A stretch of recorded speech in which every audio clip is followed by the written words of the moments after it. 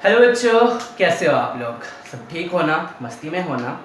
Okay, तो चलिए आज का क्लास स्टार्ट करते हैं। पिछले लेक्चर में हम लोग बताए थे आप लोगों का जो हाउस होल्ड सर्किट का पार्ट ए वाला पोर्शन था उसके बारे में, ठीक है, वो कंप्लीट भी हो गया था।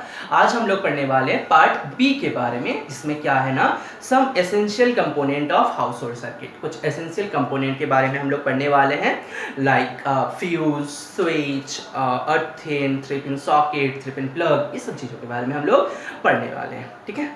तो चलिए जल्दी जल्दी स्टार्ट करते हैं क्लास। तो सबसे पहला जो कंपोनेंट तुम्हारे सिलेबस पे आता है that is called fuse. That is called fuse. नाम तो सभी ने सुना होगा कि फ्यूज क्या होते हैं, ठीक है। फ्यूज बेसिकली क्या है? It is a safety device. हम लोगों का जो कॉस्टली अप्लायंसेस होते हैं घर पे, उसको बचाने का काम करते हैं। कैसे बचाते हैं? जैसे कोई भी चीज़ अगर चलता है ना घर पे, लाइक पंखा हो गया, बल्ब हो गया, टीवी हो गया, रेफ्रिजरेटर हो गया, एसी हो गया, रूम हीटर हो गया, गीज़र हो गया, इस सारी चीज़ को चलने के लिए ना एक फिक्स्ड अमाउंट ऑफ करंट की ज़रूरत होता है, ठीक है। इसको बोलते हैं ऑपरेटिंग करंट, ठीक है। तो बात क्या होती है, अगर तुम उसके ऑपरेटिंग करंट से तुम ज़्यादा करंट उसको प्रोवाइड करते हो, जैसे मान लो कोई पंखे को लगता है 1 एम्पियर ऑफ करंट, तुम ना जानबूझ करके उसको 10 एम्पियर करंट दे दिए, तो वो क्या हो जाएगा ना, खराब हो जाएगा, ब्लो इन कर जाएगा उसका कॉइल। मेरी बात समझ में आ रहे हैं? तो बात वही होता है कि तुम अगर एक्सेस अमाउंट ऑफ करंट कोई भी अप्लायंस को दे दोगे, तब वो खराब हो जाता है। तो ये जो एक्सेस अमाउंट ऑफ करंट आते हैं, कैसे आ सकता है? भाई शॉर्ट सर्किट आ सकता है, भाई ओवरलोडिंग करंट आ सकता है, ठीक है। तब जाकर के excess amount of current circuit के थ्रू फ्लो होने लगते हैं। तो उससे क्या होता है ना, फ्यूज हम लोगों को प्रोटेक्ट करता है, ठीक है। तो बात क्या होती है, तो सबसे पहले हम इसको क्या बोल सकते हैं, it is a safety device. क्या बच्चों? It is a safety device. ये एक सेफ्टी डिवाइस है, it is a safety device, ठीक है। ये सेव करता है चीजों को ना। दूसरा चीज, ये कब ऑपरेशन पे आता है? जब नॉर्मल रनिंग कंडीशन पे है? नहीं, नॉर्मल रनिंग कंडीशन पे इसका कोई हाथ नहीं है।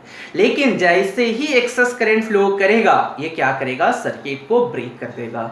तो हम लोग क्या लिख सकते हैं, इसका अगर फंक्शन लिखने जाए, इसका अगर हम फंक्शन लिखते हैं तो फंक्शन बड़े आराम से लिख सकते हैं कि when excess amount of current, when excess amount of current flows through a circuit,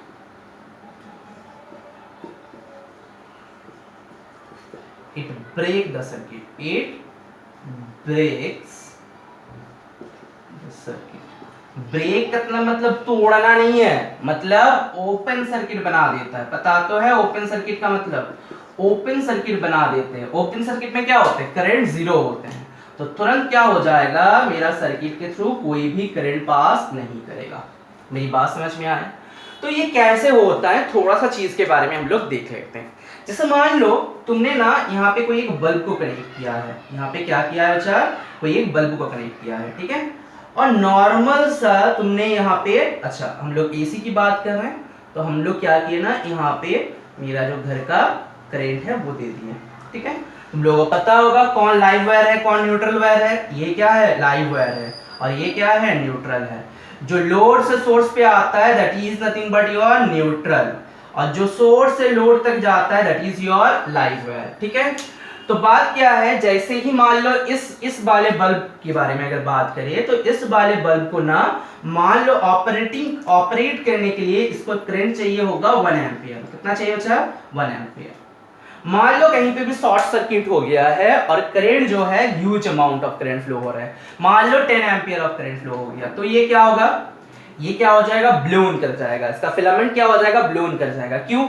क्योंकि तुम लोग पढ़े होंगे कि हीट प्रोडक्शन, जो हीट प्रोड्यूस होते हैं इन अ सर्किट, ठीक है, करंट फ्लो होने की वजह से जो हीट प्रोड्यूस होते हैं that is equals to I² RT, जहां पे I क्या होता है बच्चा लोग, करंट। I मतलब क्या होता है, करंट। R मतलब क्या होता है, रेजिस्टेंस। एंड T मतलब क्या होता है, नॉट टेम्परेचर, टाइम। ध्यान रखना, मैक्सिमम बच्चे गलत करते हैं, यहाँ पे T मतलब टेम्परेचर लिख देते हैं। नहीं, टेम्परेचर नहीं होता है, ये टाइम होता है, ठीक है। तो जैसे ही huge amount of current flow करेगा, हीट प्रोडक्शन ज्यादा होगा, जैसे ही हीट प्रोडक्शन ज्यादा होगा फिलामेंट टूट जाएगी। तुम यहाँ पे पंखे की बात कर सकते हो, अगर मान लो यहाँ पे पंखा है, उसको 1 एम्पियर करंट चाहिए, तुमने 10 एम्पियर करंट भेज दिया, जैसे ही ह्यूज अमाउंट ऑफ करंट जाएगा, हीट ज्यादा होगा, क्या हो जाएगा, फैन खराब हो जाएगा फिर, ठीक है। एक स्पार्क होता है ना, देखियो कभी एक स्पार्क हो जाता है फटाक से, वो यही होता है, हीट बहुत ज्यादा हो जाता है उसमें, ठीक है। मेरी बात समझ में आ गया। लेकिन इसको तुम सेफ बना सकते हो, एक सेफ्टी फैक्टर तुम लगा सकते हो इसमें, ठीक है। कैसे लगाएंगे कि मेरा जो बल्ब है, ठीक है, इससे हम एक फ्यूज कनेक्ट कर दिए, एक हमने फ्यूज कनेक्ट कर दिए, ठीक है, और यहाँ पे मेरा एसी मेंस है और यहाँ से जा रहा है, ठीक है, ऐसे। अब बात क्या है, अब बात क्या होगा, चलो जैसे ही, अच्छा इसको कितना करंट चाहिए, 1 एम्पियर, जैसे ही कहीं शॉर्ट सर्किट हुआ और यहां से करंट निकला, मान लो 10 एम्पियर, ठीक है, 10 एम्पियर, तो ये फ्यूज क्या करेगा, जैसे ही इसको लगेगा कि ज्यादा करंट फ्लो हो रहा है, जैसे ही फ्यूज को लगेगा कि मेरे से ज्यादा करंट फ्लो हो रहा है, ये ना ट्रिप कर जाएगा, यहाँ पे सर्किट को क्या कर जाएगा, ब्रेक कर देगा, यहाँ पे ये वायर जो होता है मेल्ट कर जाएगा एंड सर्किट विल ब्रेक। तो कोई करंट फ्लो नहीं कर पाएगा, सर्किट विल बी ओपन, तुम्हारा जो डिवाइस है वो बच जाएगा ह्यूज अमाउंट ऑफ करंट से। मेरी बात समझ में आ गया।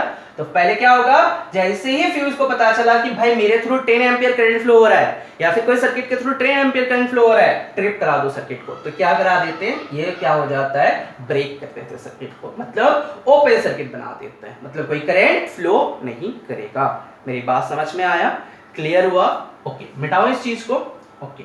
तो फंक्शन के बारे में हम लोग तो जान लिए, अब आते हैं desirable component of fuse wire. तो वो जो फ्यूज हमने ड्रॉ किया था ना अभी उसमें एक वायर यूज कर रहे हैं ना, हम बोल रहे हैं ना शॉर्ट मेटालिक एक वायर यूज करते हैं। लाइक अगर मान लो ये तुम्हारा फ्यूज है, ठीक है, इसमें क्या होता है, एक स्मॉल मेटालिक वायर होते हैं, इसको क्या बोलते हैं, मेटालिक वायर। देखना पिछले जमाने पे ये जो फ्यूज होते थे, अभी तो नहीं पता है, पापा लोगों से पूछना या फिर गूगल सर्च करना, पिछले जमाने में क्या होता था ना, फ्यूज को निकाला जाता था, ठीक है, ऐसे निकालते थे और उसमें देखना एक वायर होता था, देखे हो ऐसे फ्यूज जो होते हैं, ऐसे एक बॉक्स होता था, ऐसे एक बॉक्स होता था और इसमें ना एक ऐसे रहता था, ठीक है, इसके अंदर रहता था, जैसे ही तुम इसको बाहर निकाले तो यहाँ पे देखना एक वायर रहता था, पतला सा वायर, तो वही वाला है fuse wire, that is metallic wire बोल सकते हो, ठीक है, वही है मेरा वायर, ठीक है, वही एक्चुअली काम पे आ रहा है कि सर्किट को ट्रिप कराना है कि नहीं कराना है। मेरी बात समझ में आ गया। तो ये जो वायर होता है ना, इसके कुछ प्रॉपर्टीज होते हैं, ठीक है, तो हेडिंग डालते हैं desirable properties, desirable properties of fuse wire, ठीक है, desirable properties of fuse wire क्या है, पहला पॉइंट लो मेल्टिंग पॉइंट, क्या बचा, लो मेल्टिंग पॉइंट, इसका मेल्टिंग पॉइंट जो है ये लो होना चाहिए, एज लो एज पॉसिबल, ठीक है। अच्छा बात क्या है ना कि ये कुछ डिजायरेबल प्रॉपर्टीज हैं, कुछ मटेरियल इसको फॉलो करते हैं, कुछ मटेरियल कुछ चीजों को फॉलो करते हैं, तो डिपेंडिंग अपॉन द सिचुएशन हम लोग यूज करते हैं कि कौन सा मटेरियल यूज करेंगे। सर बात तो कुछ समझ में नहीं आया, रुको हम समझाते हैं, ठीक है। तो पहला पॉइंट ऐसा मान लो कि जो हमारा desirable component of metal wire है ना, desirable properties of the metal wire है, उसका पहला प्रॉपर्टी जो होना चाहिए वो है low melting point. Melting point तुम्हारा क्या होना चाहिए, as low as possible. Why, देखो बात क्या होती है, ये फ्यूज वायर किसके ऊपर काम करता है, हीटिंग इफेक्ट ऑफ करंट के ऊपर, क्योंकि हमने अभी लिखा था कि हीट प्रोडक्शन जो होते हैं ये होते हैं I²RT, ये क्या होते हैं बच्चा लोग, I²RT होते हैं, ठीक है। अब मान लो तुम्हारे पास दो मटेरियल है, ठीक है, अब मान लो तुम्हारे पास दो मटेरियल है, एक का मेल्टिंग पॉइंट जो है ना, मेल्टिंग पॉइंट जो है ये 1100 डिग्री सेंटीग्रेड है और एक का मेल्टिंग पॉइंट जो है ये 250 डिग्री सेंटीग्रेड है, ठीक है। एज अ इंजीनियर तुम कौन सा वायर तुम चूज करोगे फॉर फ्यूज वायर, ठीक है। बात क्या है, जैसे जैसे करंट फ्लो करेगा, जैसे जैसे टाइम बीतेगा, जैसे जैसे करंट फ्लो करेगा, जैसे जैसे टाइम बीतेगा, ठीक है, ये तो टी क्या है, टाइम है ना बच्चा लोग, ये टाइम टी क्या है, टाइम है। तो जैसे जैसे टाइम बढ़ेगा तुम्हारा हीट प्रोडक्शन बढ़ता जाएगा, यस और नो।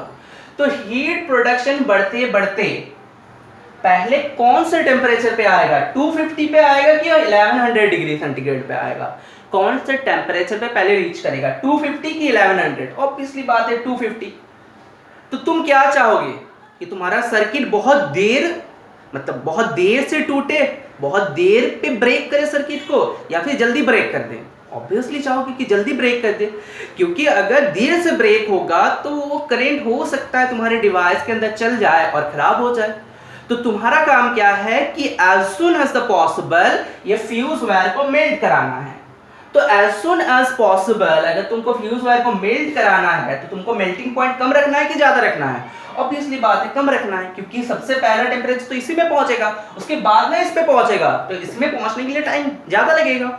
मेरी बात समझ में आ रहा है? तो जल्दी किसमें पहुंचेगा, 250 पे, तब जाकर के क्या हो जाएगा, मेल्ट कर जाएगा और मेरा सर्किट बच जाएगा। इसलिए लो मेल्टिंग पॉइंट यूज करते हैं हम लोग फॉर फ्यूज वायर। मेरी बात समझ में आ गया, ठीक है।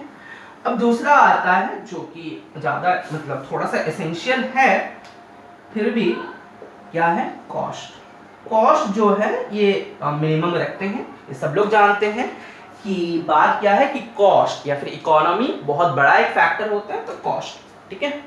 अब बात क्या है कि लो मेल्टिंग पॉइंट किसका होता है, ऐसा एक मटेरियल चुनना है जिसका मेल्टिंग पॉइंट लो है, बहुत लो भी हो जाएगा तो भी दिक्कत है, लेकिन एक नॉर्मल मतलब एक सुटेबल मेल्टिंग पॉइंट तुमको ढूंढना है। तो एक मेल्टिंग पॉइंट जो मटेरियल का होता है वो होते हैं alloy of lead and tin। इसका जो मेल्टिंग पॉइंट होता है ना बच्चा लोग, इसका जो मेल्टिंग पॉइंट होता है ये 250 डिग्री सेंटीग्रेड होता है।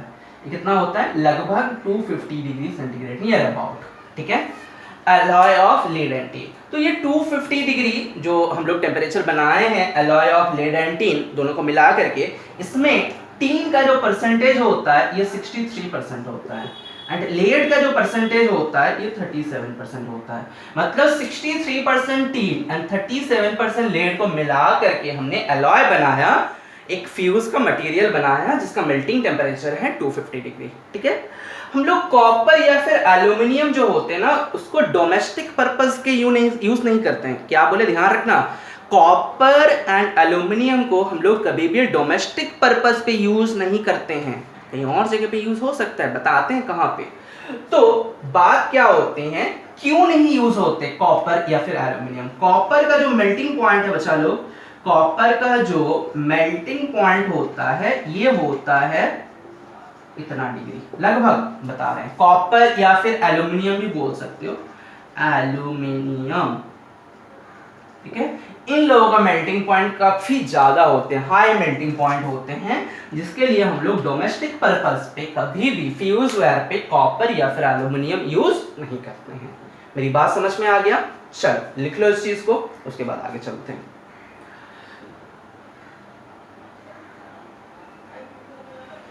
ठीक है ना बच्चा लोग, हो गया, ओके हो गया बच्चा लोग, ओके मिटाओ इस चीज को, ओके।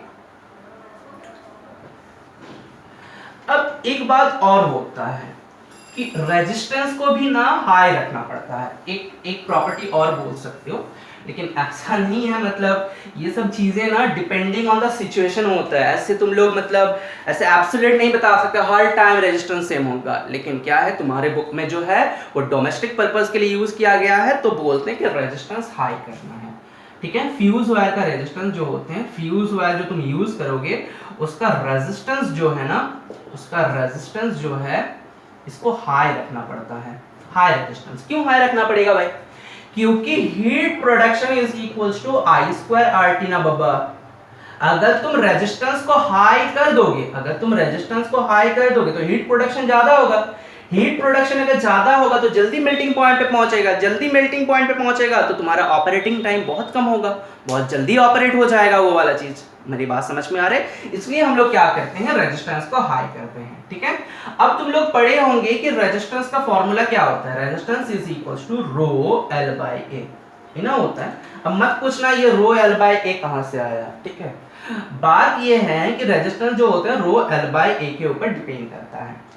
अब बात क्या है कि तुम बोलोगे कि सर रेजिस्टेंस बढ़ाने के मेरे पास दो तरीके हैं। अगर हम मटेरियल फिक्स करते हैं, alloy of tin and lead लेते हैं, तो मेरा रेजिस्टिविटी फिक्स्ड हो गया।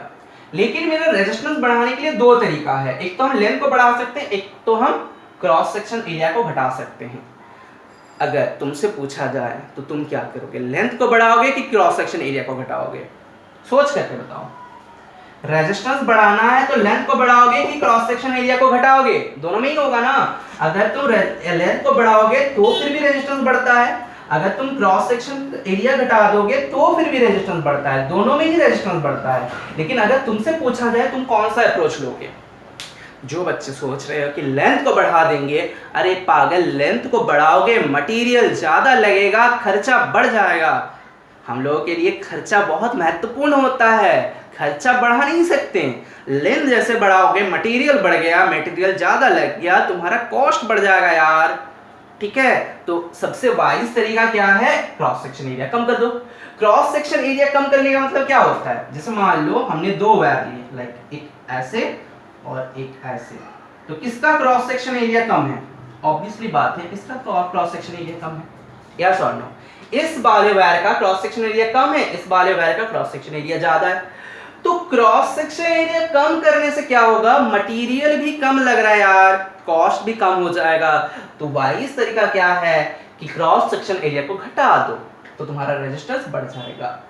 इसलिए ना देखना, हमेशा हम लोग ना पतला वाला वायर यूज करते हैं फॉर अ फ्यूज वायर। एक पतला सा वायर होते हैं, देखियो, पतला होगा तो क्रॉस सेक्शन एरिया कम होगा, क्रॉस सेक्शन एरिया कम होगा तो रेजिस्टेंस ज्यादा होगा, रेजिस्टेंस अगर ज्यादा होगा हीट प्रोडक्शन ज्यादा होगा, हीट प्रोडक्शन अगर ज्यादा होगा जल्दी मेल्टिंग पॉइंट पे पहुंचेगा, रिस्पांस बहुत जल्दी मिल जाएगा। मेरी बात समझ में आ गया? मेरी बात समझ में आ गया? ओके, चलो। तो फ्यूज वायर पे हमेशा थिन वायर यूज करना है, ठीक है ना? चलो ठीक है। अब एक चीज आते हैं कि alloy of lead and tin का एक डिसएडवांटेज भी होता है। अलॉय एंड लेड जो होते हैं ना, ये हम लोग सिर्फ डोमेस्टिक पर्पस पे यूज करते हैं, हाउस होल्ड सर्किट पे यूज कर सकते हैं। लेकिन अगर इंडस्ट्री की बात करो, प्लांट्स की बात करो, तो वहां पे अगर अलॉय यूज किया ना तो पिटाई पड़ जाएगा फिर।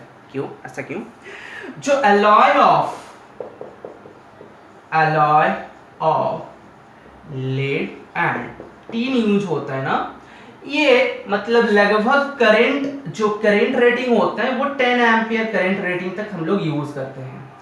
10 एम्पियर ऑफ करंट रेटिंग तक हम लोग यूज करते हैं alloy of lead and tin. अगर उससे ज्यादा होगा तो थोड़ा सा ज्यादा कम से फर्क नहीं पड़ता, अगर काफी ज्यादा होगा, ह्यूज अमाउंट ऑफ करंट अगर होगा ना बच्चों, huge amount of current, high amount of current बोलो, ठीक है, हाई अमाउंट ऑफ करंट अगर होगा, हाई अमाउंट ऑफ करंट अगर होता है और उसमें तुमसे कहा गया है कि फ्यूज लगाना है, तब हम लोग जाकर के alloy of lead and tin use नहीं करते हैं, ठीक है। हम वहां पे क्या करते हैं यूज, कॉपर या फिर सिल्वर, कॉपर और सिल्वर यूज करते हैं हम लोग, ठीक है, कॉपर या फिर सिल्वर यूज करते हैं उस वाले केस में। मेरी बात समझ में आया? ऐसा बच्चे मिसकंसेप्शन पाल करके रखते हैं कि कॉपर कभी यूज नहीं होता है, ऐसा नहीं है। डोमेस्टिक पर्पस से कॉपर यूज नहीं करते हैं, लेकिन और जगह पे जहां पे करंट बहुत ज्यादा होता है, करंट बहुत ज्यादा मतलब 100 एम्पियर, इतना तो घर पे करंट होता ही नहीं है, ठीक है, तब जाकर के हम लोग कॉपर, सिल्वर ये सब मटेरियल यूज करते हैं एज अ फ्यूज वायर। मेरी बात समझ में आ गया? क्लियर ना? तब इसमें प्रॉब्लम है, क्या प्रॉब्लम है अभी जानने की जरूरत नहीं है, अगर किसी को जानना है तो कांटेक्ट में, ठीक है। अब बात क्या होती है कि एक चीज और जान करके रखो कि ये alloy of lead and tin का ना एक डिसएडवांटेज होता है। क्या होते हैं? ये डिटोरिएट करते हैं ड्यू टू ऑक्सीडेशन, डिटोरिएशन होता है, डिटोरिएशन होता है ड्यू टू ऑक्सीडेशन, ऑक्सीडेशन के द्वारा इसका डिटोरिएशन होता है, ये थोड़ा सा प्रॉब्लमेटिक बात है, सोचना क्यों, ठीक है, ये थोड़ा सा प्रॉब्लमेटिक बात है। तो ऐसे इसका एक डिसएडवांटेज भी बोल दिए, ये भी बोल दिए हाई अमाउंट ऑफ करंट के लिए कॉपर या फिर सिल्वर यूज होता है, और क्या बताएं इसमें, और कुछ है नहीं इसमें, ठीक है। ओके चलो मिटाओ इसको, आगे चलते हैं। आगे क्या है, अभी घर पे जो ना फ्यूज यूज होते हैं, अभी घर पे जो फ्यूज होते हैं वो फ्यूज वायर फिर यूज नहीं होते हैं, ठीक है। या फिर तुम डिवाइस पे भी देखोगे, अप्लायंस पे भी देखोगे, तो उसमें भी ना ये फ्यूज टाइप ऑफ चीज हट गया है अभी। अभी ना curtains type of fuse use होते हैं। देखना स्टेबलाइजर देखे हो, स्टेबलाइजर पे देखना एक लाल कैप होते हैं, या फिर तुम एक्सटेंशन बोर्ड देखना, उसमें भी एक लाल कैप होते हैं, लाल वाला सा, रेड वाला सा, ठीक है। तो उसको उठाना that is nothing but your fuse. वो एक्सटेंशन बोर्ड बोलो या फिर तुम्हारा स्टेबलाइजर बोलो, इसमें अच्छे से दिखता है वो वाला चीज़, तुमको वहाँ करके खोलना पड़ता है उसको, ठीक है। तो वहाँ पे जो फ्यूज यूज होते हैं ना, उसको बोलते हैं कार्टेज टाइप ऑफ फ्यूज। क्या बोलते हैं बच्चा लोग, कार्टेज टाइप ऑफ फ्यूज। दिखने में कैसा होता है भाई, एक ग्लास के कवर होते हैं और इधर मेटल लगा हुआ होता है, और इसके बीच में वही फ्यूज वायर होते हैं, इसके बीच में वही फ्यूज वायर होते हैं, ठीक है। तो ये कार्टेज टाइप ऑफ फ्यूज हम लोग वहाँ पे यूज करते हैं। ऐसा क्यों करते हैं, क्योंकि अगर हम लोगों को फ्यूज लगाने बोलेंगे तो हम लोग कुछ भी लगा देंगे, फिर दिक्कत हो सकता है। और वो लोग क्या करते हैं ना, कंपनी प्रोवाइड करते हैं कि इतना ही रेटिंग का फ्यूज वहाँ पे यूज करना है। हम लोग को बोलेंगे, हम लोग क्या करेंगे, थोड़ी कैलकुलेट करेंगे, ले करके आएंगे, बस लगा देंगे, गड़बड़ हो सकता है फिर, ठीक है, गड़बड़ हो सकता है। तो कंपनी प्रोवाइड करता है कि हाँ भाई तुमको इतना ही रेटिंग ऑफ फ्यूज यहाँ पे यूज करना है, ठीक है, गड़बड़ी कम हो गया फिर, ठीक है। और जो अभी इलेक्ट्रिक बोर्ड में यूज होता है दैट इज कॉल्ड एमसीबी। अभी वो फ्यूज वाला चीज हट गया है, अभी हम लोग यूज करते हैं एमसीबी। सब लोगों को पता होगा एमसीबी क्या होता है, मिनिएचर सर्किट ब्रेकर। एमसीबी का फुल फॉर्म क्या होता है, miniature circuit breaker. Circuit breaker मतलब क्या बच्चों, जो सर्किट को ब्रेक कर देता है, कुछ भी कंडीशन हो बट सर्किट को वो ब्रेक जरूर करता है, ठीक है। मतलब एक डिजायरेबल कंडीशन के ऊपर वो सर्किट को ब्रेक कर देता है, उसको बोलते हैं सर्किट ब्रेकर। तो ये क्या होते हैं, मिनिएचर सर्किट ब्रेकर। इसका एडवांटेज क्या है, पहला एडवांटेज जो है, तुमको क्या करना होता था ना, फ्यूज वायर को बार बार बदलना पड़ता था। मतलब जैसे फ्यूज वायर टूट गया तुम्हारा, तो टूटा वाला वायर से तुम कुछ कर नहीं पाओगे, तुमको उस फ्यूज वायर को क्या करना पड़ेगा, रिप्लेस करना पड़ेगा। लेकिन इन केस ऑफ एमसीबी क्या होते हैं ना, एमसीबी का स्विच होते हैं काइंड ऑफ, ठीक है, ऐसे स्विच होते हैं, ठीक है। जो नॉर्मल ऑपरेटिंग कंडीशन था तब सही था, जैसे ही एक्सेस करंट उसको लगा कि सर्किट के थ्रू जा रहा है, वो ट्रिप कर जाएगा, नीचे हो जाएगा, ऐसे स्विच की तरह, ठीक है। ऐसे था नॉर्मल कंडीशन पे, ऐसा था, ठीक है। ये बाहर निकला हुआ देखना, घर पे होता है एमसीबी, यहाँ पे कहीं पे है नहीं है, बाहर है, ठीक है। तो ऐसे होता है, जैसे उसको लगा कि बहुत ज्यादा करंट हो गया, वो ट्रिप करके नीचे हो जाते हैं, फिर तुम इसको ऊपर कर दो, फिर सर्किट चलने लगेगा, लेकिन after clearing the fault. Fault clear होगा तभी तुम इसको उठा पाओगे, अगर फॉल्ट क्लियर नहीं होगा तुम इसको उठा नहीं पाओगे, उठाओगे तुरंत ये नीचे आ जाएगा और उसमें हादसा भी हो सकता है। तो फॉल्ट क्लियर होने के बाद ही इसको ऊपर करना है। मेरी बात समझ में आ गया। तो यहाँ पे रिप्लेसमेंट का जो झमेला था वो खत्म हो गया कि वायर बदलो भाई, वायर बदलो, वायर बदलो, ये झमेला खत्म हो गया, ठीक है। तो no need of replacement of wire बोल सकते हो, पहला पॉइंट, ठीक है। तो पहला पॉइंट हो गया नो रिप्लेसमेंट, रिप्लेसमेंट लिखो, ठीक है। रिपेयरिंग की कोई जरूरत, मतलब रिप्लेसमेंट की कोई जरूरत नहीं है। सेकंड चीज जो होता है, सेकंड चीज एमसीबी में जो सबसे अच्छा चीज है वो क्या है ना, इसका रेस्पॉन्स टाइम। इसका रेस्पॉन्स टाइम काफी अच्छा है। जैसे तुमने क्या किया, तुमने एक फ्यूज वायर लिया, ठीक है, तुमने क्या किया बच्चा, एक फ्यूज वायर लिया। अब यहाँ पे हीट प्रोडक्शन होगा, I²RT होगा। अब सोचते रहो कब ये मेल्ट करेगा, कब ये मेल्ट करेगा, सोचते रहो, ठीक है, कब ये मेल्ट करेगा। बहुत सारे फैक्टर के ऊपर डिपेंड करेगा, रेजिस्टेंस एंड ऑल सबके फैक्ट, मतलब रेजिस्टेंस कितना रखे हो तुम, नहीं रखे हो, बहुत सारी चीज़ों के ऊपर डिपेंड करेगा। लेकिन बात क्या होती है, इसमें क्या हो सकता है कि हाँ भाई मेल्ट अगर नहीं किया तो क्या होगा, दिक्कत हो जाएगा, ठीक है। तो इससे ज़्यादा ये बेटर इसलिए है क्योंकि इसका रेस्पॉन्स टाइम बहुत क्विक है, बहुत जल्दी ये ना सेंस कर लेता है कि एक्सेस अमाउंट ऑफ करंट आ रहा है कि नहीं आ रहा है। इसमें क्या होता है, थोड़ा सा डिले हो सकता है। डिले होने से प्रॉब्लम क्या होगा, तुम्हारा डिवाइस खराब हो जाएगा। लेकिन इसको ऐसे बनाया गया है, ऑब्वियसली बात है, इसका ऑपरेटिंग प्रिंसिपल तुम्हारे सिलेबस पे नहीं है, किसी को जानना है तो मेरे साथ कांटेक्ट कर सकते हो। इसका ऑपरेटिंग प्रिंसिपल ऐसे बनाया गया है कि बहुत क्विकली रिस्पॉन्स कर जाता है, बहुत क्विकली। इसका जो रिस्पॉन्स टाइम होता है वो तुम्हारे बुक के अकॉर्डिंग कितना होता है, 25 मिली सेकेंड, ठीक है। क्विक रेस्पॉन्स होते हैं, इसका क्विक रेस्पॉन्स होते हैं, बहुत जल्दी रिस्पॉन्स करता है, ठीक है। ऑपरेटिंग टाइम लगभग 25 मिली सेकेंड तुम्हारे बुक के अकॉर्डिंग, ठीक है, 25 मिली सेकेंड। तो ये बहुत अच्छा चीज है बच्चा लोग, ये बहुत अच्छा चीज है, ठीक है। रेस्पॉन्स टाइम बहुत जल्दी हो गया तो तुम्हारा डिवाइस क्या होगा, बच जाएगा। मेरी बात समझ में आ गया? तो बस यही था तुम्हारा एमसीबी। ओके, चलो मिटाओ इसको। ओके, अब आते हैं फ्यूज रेटिंग की बात करते हैं, ठीक है। अब आते हैं फ्यूज रेटिंग। नहीं, पहले ना एक काम करते हैं, रुको बच्चों, एक काम करते हैं, पहले ना फ्यूज को देख लेते हैं कैसे कनेक्ट करते हैं, उसके बाद हम लोग रेटिंग पे चलते हैं, ठीक है।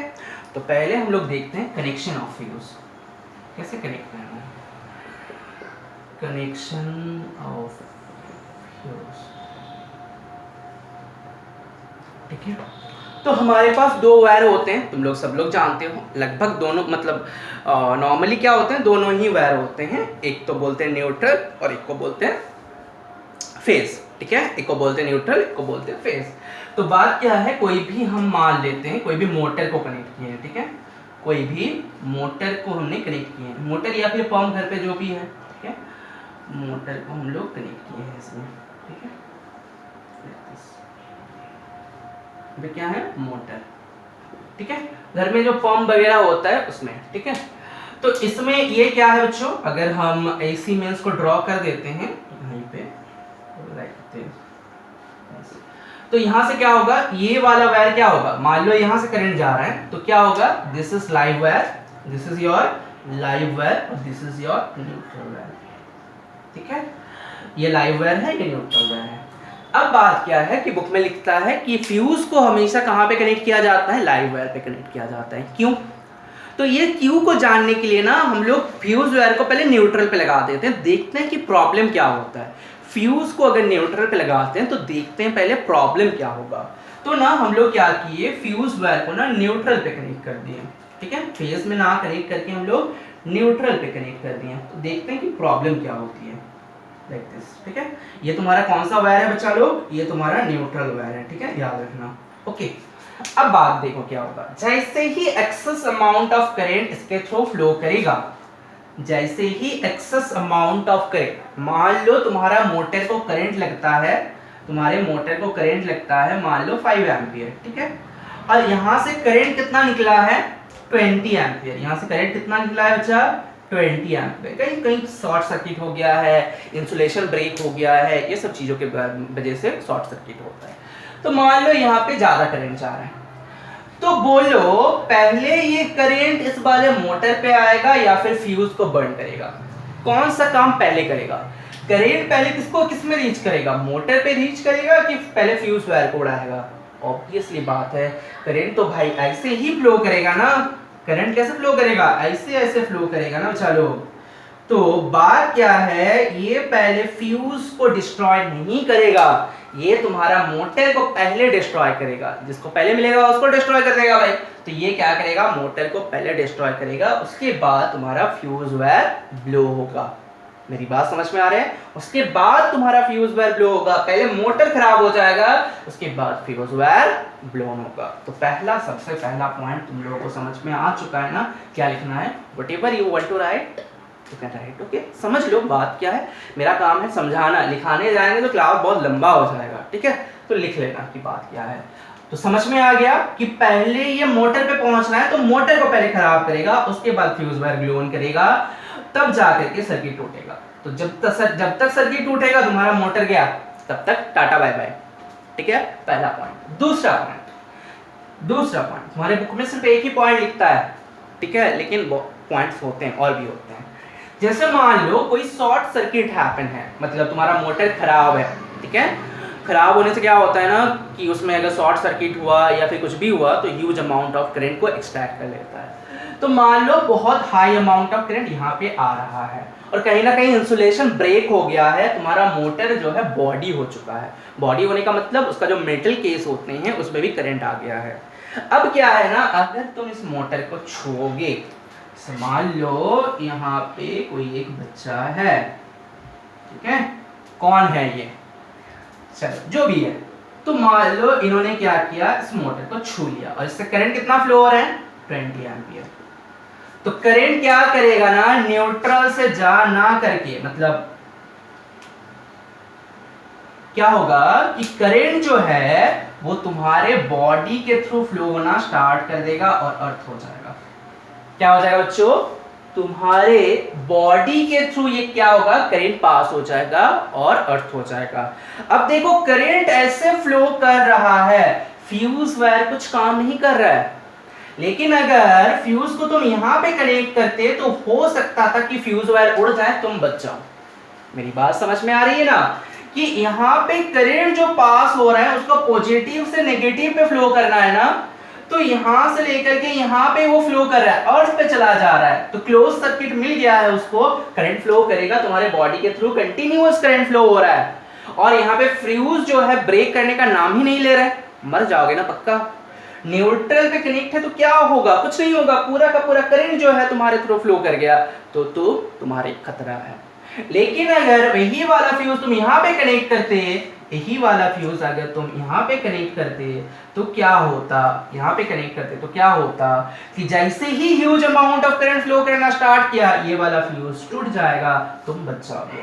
तुम क्या होगा, बच जाओगे। मेरी बात समझ में आई ना, ये वाला कहानी समझ में आई ना, तो दूसरा पॉइंट भी लिख सकते हो तुम लोग बड़े आराम से, ठीक है। मेरी बात समझ में आया। तो इसलिए क्या होते हैं ना कि हम लोग फ्यूज को हमेशा लाइव वायर पे कनेक्ट करते हैं।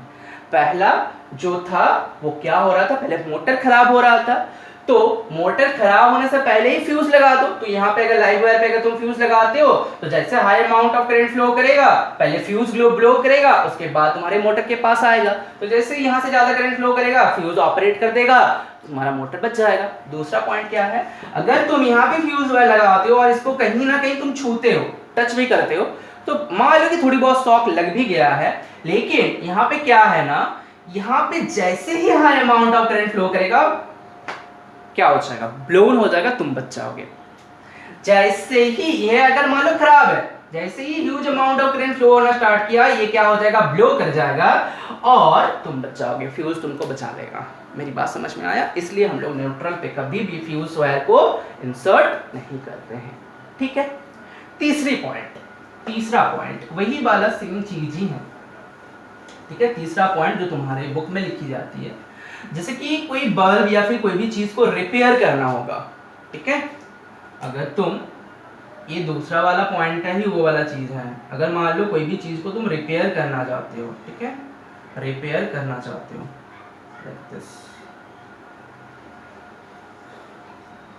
इसको अगर रिपेयर करना चाहते हो, ठीक है, तो ये कहीं ना कहीं खराब है मान लो, ठीक है। अच्छा, ऐसे ड्रॉ ना करके ऐसे ही करते हैं, चलो वो मोटर वाला ही ड्रॉ करते हैं। ये मोटर तुम्हारा खराब हो गया है और तुम इसको रिपेयर करना चाहते हो, ठीक है। ये तुम्हारा मोटर जो है खराब हो गया है, तुम इसको रिपेयर करना चाहते हो, ठीक है। अब क्या है ना, मोटर खराब होने का मतलब मान लो यहाँ पे करंट फ्लो हो रहा है, बॉडी हो करके रखा है, इसमें ज्यादा करंट फ्लो हो रहा है, तो बात सेम टू सेम है। जैसे इसको टच करोगे तो वो क्या होगा, यहाँ पे फ्यूज रहेगा तो फ्यूज तुमको बचा लेगा, ठीक है। तो यही वाला पॉइंट तुम्हारे बुक में है, पहला वाला पॉइंट लिखते नहीं है, तुम लोग लिख सकते हो, ओके। चलो, ओके, बात समझ में आ गया। कनेक्शन ऑफ फ्यूज हो गया कि हमेशा इसको कहाँ पे लगाना है, लाइव वायर पे लगाना है, ठीक है, ओके। आगे चलते हैं। आगे क्या है कि फ्यूज रेटिंग की बात कर रहे हैं, फ्यूज रेटिंग की बात करते हैं। फ्यूज रेटिंग कैसे डिसाइड करना है कि फ्यूज रेटिंग क्या है, ठीक है। तुमको हर एक अप्लायंस का पावर पता है, लिखा हुआ होता है ना, इस दुकान पे चलते हो तो क्या बोलते हो, 100 वाट का बल्ब दीजिए भैया, 9 वाट का बल्ब दीजिए, 20 वाट का बल्ब दीजिए, ऐसे बोलते हो ना, तो उसमें पावर लिखा हुआ होता है, ठीक है। और तुम लोगों को क्या पता है कि power is equals to V into I, ठीक है। एक्चुअली बच्चों क्या होता है ना कि ये एसी करंट होता है, ठीक है। तो एसी करंट पे power is equal to V I नहीं होता है, वी आई कॉस थीटा होता है। कॉस फाई बोल सकते हो, कॉस थीटा बोल सकते हो, लेकिन क्या है फॉर द टाइम भी हम लोग मान लेते हैं कि power is equal to V I, ठीक है। ये डीसी पे अप्लाई होता है, ये डीसी पे अप्लाई होता है, ठीक है। तो पावर इज इक्वल टू क्या होता है वी इंटू आई। तुमको अगर पावर पता चल गया, वोल्टेज तो घर का पता है 220 वोल्ट, तो तुम ये यहाँ से बड़े आसानी से करंट निकाल सकते हो कि कोई भी अप्लायंस को कितना करंट चाहिए होगा वो तुम बड़ी आसानी से कैलकुलेट कर सकते हो और उसके हिसाब से फ्यूज आप डिजाइन कर सकते हो। अब बोलोगे कि सर जो हमारे घर पे इलेक्ट्रिशियन आते हैं वो लोग इतना कैलकुलेट करते हैं? नहीं, वो लोग इतना कैलकुलेट नहीं करते हैं। वो लोगों को पता है कि घर में अगर 2 पंखा 4 लाइट लगाएंगे तो फ्यूज़ का रेटिंग कितना होगा, या फिर अगर 10 पंखा लगाते हैं 2 बल्ब लगाते हैं तो उसका फ्यूज़ रेटिंग कितना होगा, ऐसे उन लोगों के दिमाग में सेट है। लेकिन एज अ साइंस स्टूडेंट तुमको पता होना चाहिए कि कैसे फ्यूज़ रेटिंग को कैलकुलेट किया जा सकता है। पावर पता है, वोल्टेज पता है, तुम करंट नहीं निकाल सकते, तो that is current is nothing but क्या, fuse rating. Current is nothing but क्या, फ्यूज़ रेटिंग ना। तो यहाँ से हम लोग बड़ी आसानी से निकाल सकते हो, ठीक है, कि करंट जो होगा या फिर फ्यूज रेटिंग बोल सकते हो, total power divided by voltage, ही ना होगा, total power divided by voltage. तो अगर तुम इसको फ्यूज रेटिंग बोल रहे हो तो यहाँ पे ये क्या होगा, rating of fuse, rating of fuse. Simple सी बात है, तुम सारे पावर को जोड़ दो और डिवाइडेड बाय वोल्टेज कर दो, तुमको टोटल करंट मिल जाएगा उसके थ्रू। मेरी बात समझ में आ गई ना? तो ऐसे हम लोग फ्यूज रेटिंग को कैलकुलेट करते हैं, ठीक है। लेकिन एक बहुत बड़ा बात होता है, एक बहुत बड़ा बात होता है कि जैसे कि हमारे घर पे मोटर वगैरह होता है ना, like pump and all, pump या फिर तुम बोल सकते हो मिक्सर ग्राइंडर, जो भी होते हैं घूमने वाली चीज होती हैं, उसमें क्या होता है, उसमें थोड़ा दिक्कत है। जैसे अगर तुम मोटर की बात करते हो, मोटर यानी पंप की बात कर रहे हैं, ठीक है। ये जो हमारा मोटर होता है या फिर पंप होते हैं, लाइक ये जब नॉर्मल ऑपरेटिंग कंडीशन पे होते हैं, क्या है बच्चे, ये मोटर है, ठीक है। ये जब नॉर्मल ऑपरेटिंग कंडीशन पे होते हैं, नॉर्मल रन कर रहे हैं, ठीक है, कोई काम कर रहे हैं, तो इसमें मान लो करंट जो जा रहा था ये 6 एम्पियर जा रहा था। कितना जा रहा था बच्चा, 6 एम्पियर। लेकिन इसमें एक प्रॉब्लम है, तुम कितना फ्यूज लगाओगे, 6 या फिर 7 एम्पियर का फ्यूज लगा दोगे। ये नॉर्मल ऑपरेटिंग कंडीशन है, तो यहाँ पे तुमने जो फ्यूज लगाए हैं, यहाँ पे जो तुमने फ्यूज लगाओगे, ये तुम कितना रेटिंग का लगाओगे, नियर अबाउट 7 एम्पियर का लगा दोगे, तुम्हारा काम खत्म। लेकिन ऐसा होता नहीं है। तो ऐसा नहीं होता है क्योंकि मोटर जब स्टार्ट होता है ना बच्चा, मोटर जब स्टार्ट होता है तो एक huge amount of current draw करता है। नॉर्मल ऑपरेटिंग कंडीशन से भी ज्यादा करंट वो ड्रॉ कर लेता है। मेरी बात समझने की कोशिश करना। जैसे मान लो इसका रनिंग कंडीशन पे, नॉर्मल ऑपरेटिंग कंडीशन पे ये कितना करंट लेता है, 6 एम्पियर। लेकिन जब ये स्टार्ट हो रहा है, पहली बार जब ये स्टार्ट हो रहा है, तब इसका करंट 6 एम्पियर नहीं रहेगा, उसमें कितना करंट हो जाता है, 10 एम्पियर लगभग मान लो, ठीक है। 30 to 40% होता है, 30 to 40% करंट एक्स्ट्रा लेते हैं, ठीक है। तो ये कितना हो जाता है, 10 एम्पियर। तो अब बात क्या हो जाएगी, तुमने अगर यहाँ पे 7 ampere rating of fuse use किया है, तो जैसे मोटर स्टार्ट होना चाहेगा फ्यूज बंद हो जाएगा। तो ये मोटर कभी भी स्टार्ट हो ही नहीं पाएगा, ये मोटर कभी भी स्टार्ट हो ही नहीं पाएगा। इसलिए ना जो कि मोटर्स या फिर जो घूमने वाली चीज होती है उसमें ना जो फ्यूज का रेटिंग होता है वो हम लोग थोड़ा सा बढ़ा करके रखते हैं।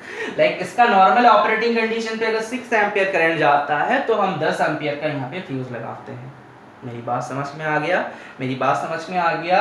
इसलिए क्या होता है ना, उसमें थोड़ा सा ध्यान रखना पड़ता है ड्यू टू स्टार्टिंग करंट। तो एग्जाम पे अगर क्वेश्चन आ गया क्यों थोड़ा सा ज्यादा रखना होता है, due to starting current. Starting current क्या हो जाता है बच्चा लोग, हाई हो जाता है इसमें, ठीक है, हाई स्टार्टिंग करंट होते हैं और वो लगभग नॉर्मल ऑपरेटिंग कंडीशन से 30 to 40% ज्यादा होते हैं।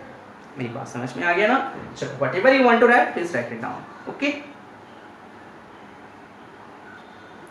ओके बच्चों, तो this is all about fuse. और फ्यूज में कुछ होता नहीं है, बस इतना सा ही बात है तुम्हारे सिलेबस पे। अगर किसी को कोई भी डाउट होते हैं तो मेरे से पूछ सकते हो। ओके तो चलो अगला टॉपिक स्टार्ट करते हैं, दैट इज स्विच। मिटाओ इसको, हो गया। चलो स्टार्ट करेंगे हम लोग स्विच।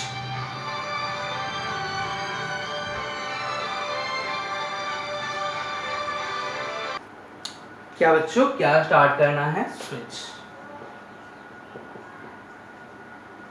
स्विच जो होते हैं, स्विच जो होते हैं ये क्या होते हैं?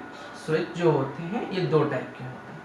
स्विच बेसिकली क्या है कि कोई भी सर्किट को ऑन या फिर ऑन ऑफ करने का काम करता है। मतलब तुम्हारा डिजायर है कि पंखे को चलाना है कि ऑफ करना है, लेकिन फ्यूज पे ऐसा कोई प्रोविजन नहीं होता है। फ्यूज अपने तरीके से काम करता है, एक्सेस अमाउंट ऑफ करंट लगेगा कि फ्लो हो रहा है, बंद कर जाएगा, ठीक है। लेकिन स्विच क्या होता है कि तुम अपने डिजायर से इसको ऑन या फिर ऑफ, सर्किट को ऑन कर सकते हो या फिर ऑफ कर सकते हो डिपेंडिंग अपन द सिचुएशन।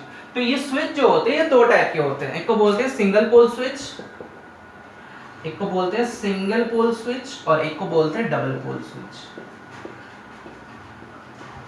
ठीक है।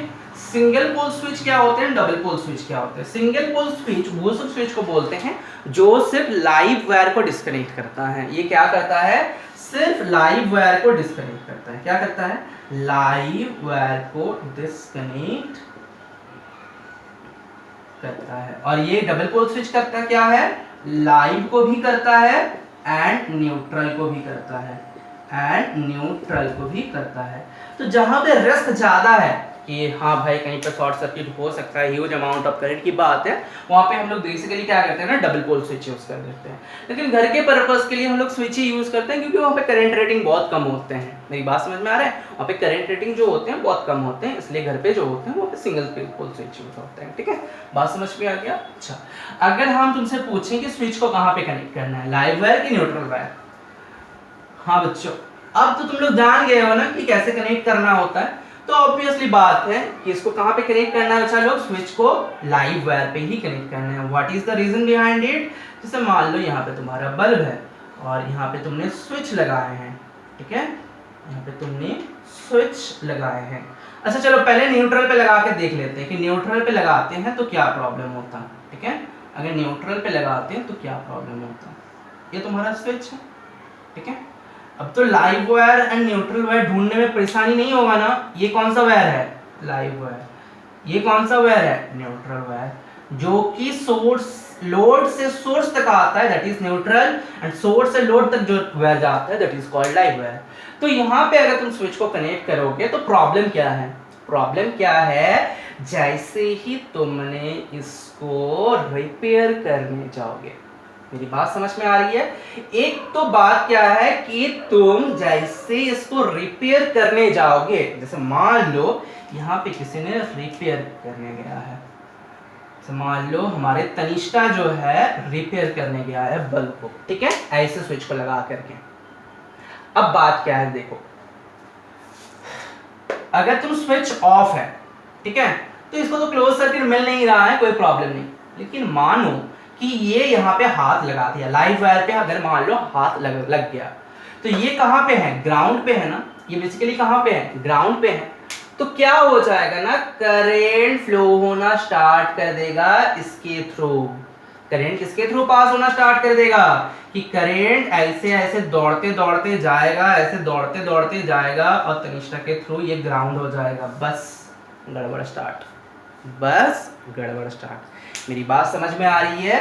तो इसलिए हम लोग लाइव वायर पे अगर इसको कनेक्ट करते हैं, अगर हम लोग इसको न्यूट्रल पे ना कनेक्ट करके हम लोग इसको लाइव पे कनेक्ट करते हैं, ठीक है, इसमें लाइव वायर पे कनेक्ट करते हैं। लाइव वायर कौन सा है? ये वाला। इसमें अगर कनेक्ट होता है तो अगर हम इसको ऑफ करेंगे तो शॉक लगने का कोई चांसेस है नहीं। अगर हम इसको ऑफ कर देंगे तो मुझे शॉक लगने का कोई चांसेस है नहीं। हम लोग का जान जो है वो सेफ हैंड में है। मेरी बात समझ में आ रही है?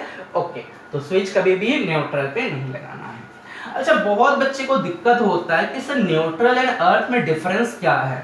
होता है ना कि न्यूट्रल और अर्थ में क्या डिफरेंस है? अगर हम सच बात कहें तो कोई डिफरेंस नहीं है, ठीक है।